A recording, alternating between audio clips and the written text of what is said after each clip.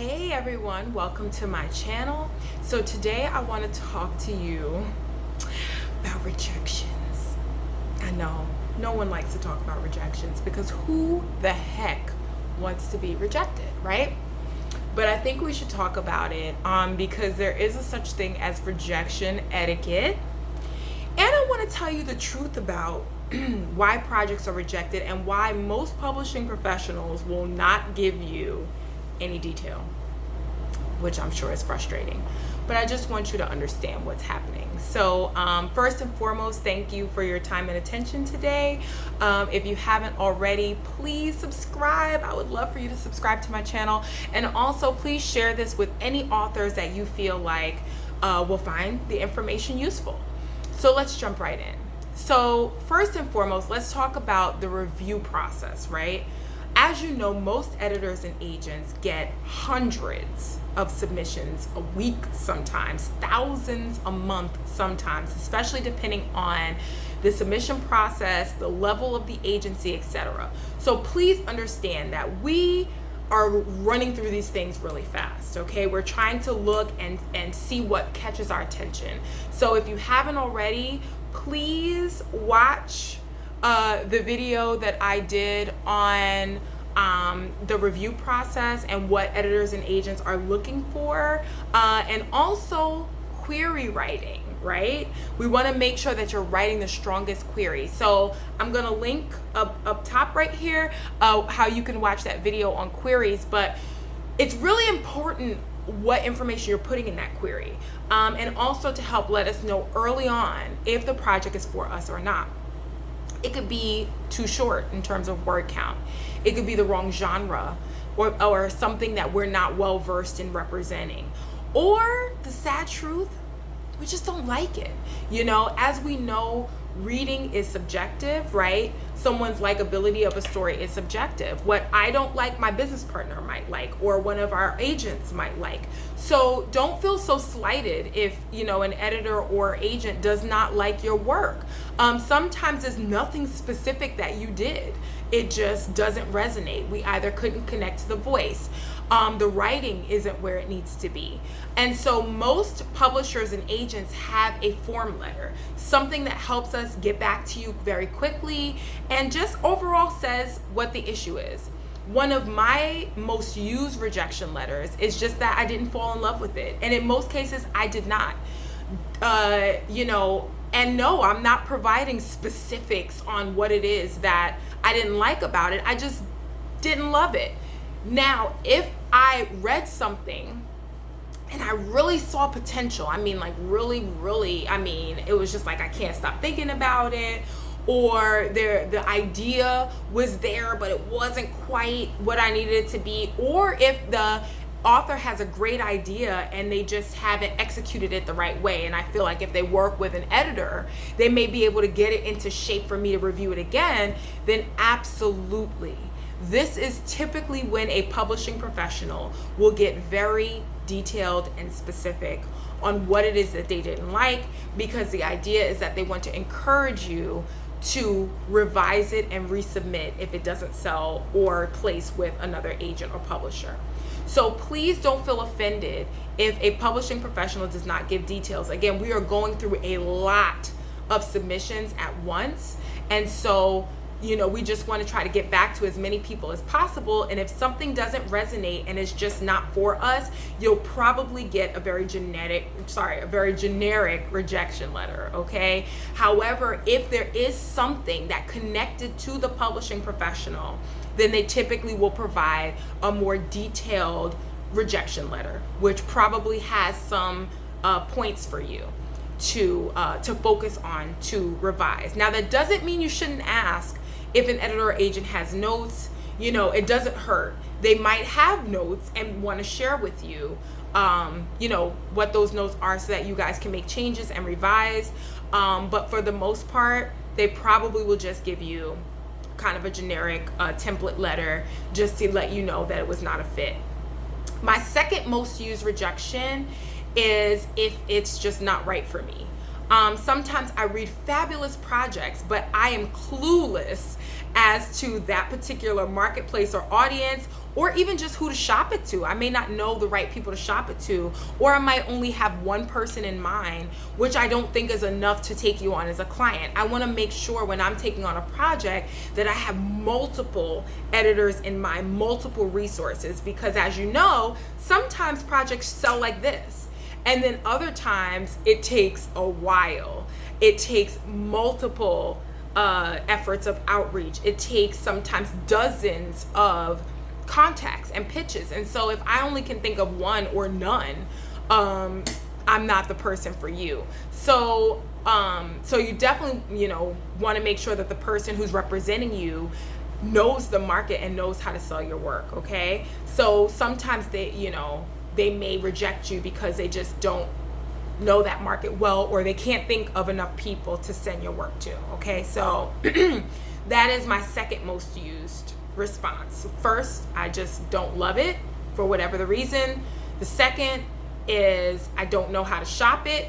The third most common, at least for me, because I can only speak for myself, but the third most common reason is that I just didn't find anything special about it. And unfortunately, this can be true for any project, whether it's fiction or nonfiction. As we know, when certain genres or types of books become popular, you just get a ton of them, right? Prime example, a rom-com, right? Rom-coms have become really popular now, and you will see lots of them written in different ways, right? So if I read something and the writing is perfectly fine, but that's it, it's just perfectly fine, like the author knew what notes to hit, but there's nothing jumping out at me, there's nothing really holding my attention, there's no uniqueness to the writing that makes me say, oh my gosh, yes, this is a new spin on blah blah, or you know what, I've never before seen this angle of this marketable thing, I will reject it. Okay, and please don't misunderstand that by looking for a hook, that means you have to write such a unique story that no one knows what to do with it, right? But it's just more so something is different about it. It could be how you craft your characters. It could be your voice, the voice that you bring to the writing. It could be one little plot twist that makes this different, So don't get so caught up in trying to make your project so unique that no one knows how to sell it, but more so, what is unique to your writing? Why are you the person to tell this story? Whether it's a fictional story or especially for nonfiction, right? Here's one thing to remember about fiction and nonfiction in terms of marketability, okay? When it comes to fiction, the idea is that the publisher knows how to sell whatever genre it is that you're writing. And so the idea is that they're going to bring the audience to you because they know how to sell this kind of book, and they're going to do what they know how to do to sell this book, right? So the publisher is bringing the audience to you. When it comes to nonfiction, the idea is that you, with your platform, the work you're doing, your speaking engagements, etc., you are bringing the audience to the publisher.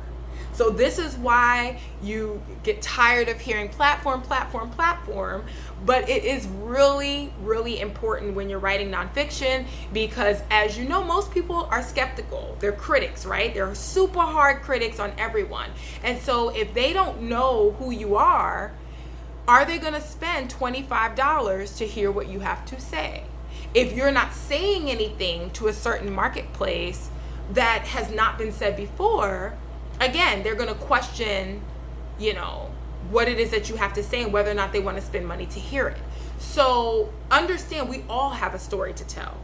But what makes your story the one that people are going to take their time away from work, away from family, away from watching TV, away from traveling, etc., to read your work, okay? So think about that as you're writing your stories. Is this the best story that you can tell? Have you had it professionally edited? Are you taking this seriously, right? And then go for it, But don't be afraid of rejection, guys. It happens, okay? And that's okay. There are so many editors, so many agents that you can reach out to. Do not give up at one rejection. If you have had the luxury of attending a conference and hearing a keynote speaker, especially a very successful author, most of them will tell you that they got rejected. I can't even tell you how many times before they wrote that book or had that idea that sold.